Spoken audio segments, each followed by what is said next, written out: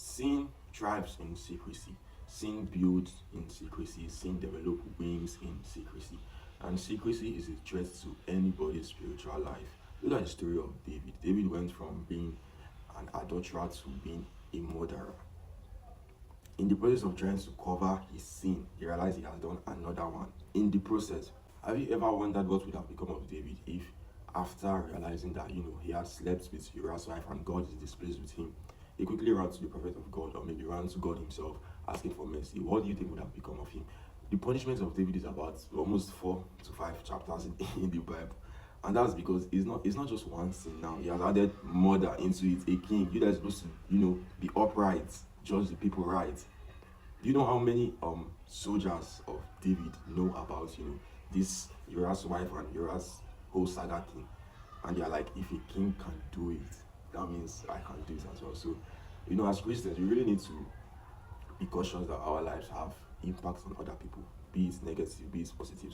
And our actions can lead people to sin the same way our actions can lead people to Christ. Being a secretive person is really a very big threat to anybody's spiritual life, in the sense that if you are an antisocial, somebody that likes to isolate yourself a lot, by the time you are going through something or you've done something that God is displeased with you, because that's your usual way of life, there's barely anybody to notice.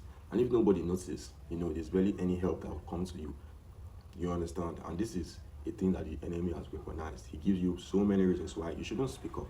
So many reasons why you cannot go to, maybe your brother in church or your pastor, or even maybe your siblings or your parents to say, look at what I've done and I feel very bad because God is displeased with me. The devil keeps giving you, so many reasons. If you tell this person, how will this person look at you? If you tell this person, how will this person look at you? At the end of the day, you find yourself consistently and persistently trying to cover what you've done. And in the process, just like David, you realize that in the process of covering what you just finished doing, you are doing another one that is even worse than the one you just finished doing. So I really want to exact change. I want we as Christians to be intentional about exacting change in this era and this aspect of Christianity, because I realized it is one of the major problems of repentance, because there's power in confession.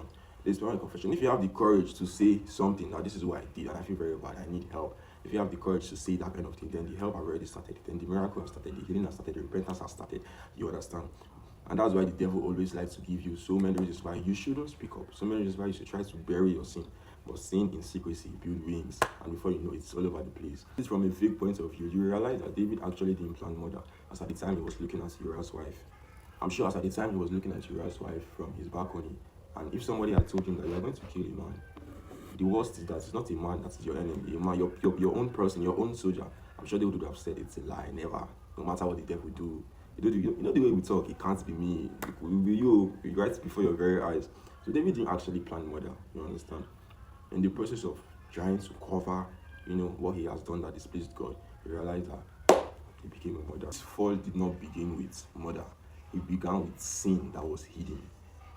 The moment David chose to hide his sin over repentance, his sin began to multiply. If there's anything we should learn from David's story, is the fact that covering your sin always seems like the safer thing to do, but in the long term is the most disastrous thing to do. The sooner you realize that you've fallen, the sooner you realize that you've done something that God is displeased with you, the quicker you should run to him, rather than spending time trying to cover it. If David had not killed Uriah, even after sleeping with his wife, God would have punished him, but not as much as God eventually did. And God would have used another person as scapegoat. That's why we have free will, because at the end of the day, David made the choice to do it. Thank you. Have a blessed